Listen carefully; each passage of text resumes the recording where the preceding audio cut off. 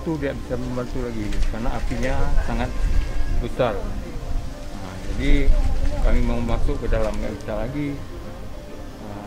Kemudian yang di dalam pun nggak bisa keluar. Kemudian segala isi rumah tidak bisa kami keluarkan. Jadi udahlah semua terjadi kebakaran. Sekitar jam 3 malam. Pokoknya kami kemari mobil pemadam sudah ada. Nah, cepat mobil pemadamnya. Cuman nggak bisa bantu kalau yang ke dalam nggak bisa. Hampir saja ini setelah terbakar rumah ini menjalar ke rumah sebelah karena sama rumahnya, sama dinding kayu rumah Jamana.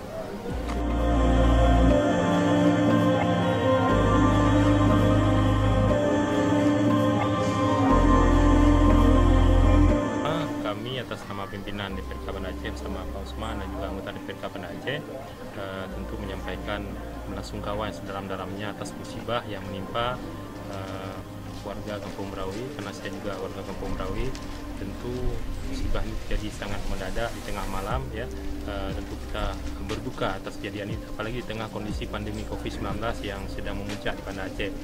Dan menurut kami aparatur kampung ya, Pak Wishi dan jajaran masyarakat juga sudah berusaha maksimal ya membantu, tapi karena memang terjadi konsleting juga bangunan kayu sehingga nggak bisa terselamatkan, meskipun armada dari Dinas Pemadam Kebakaran Kota juga sudah hadir ya.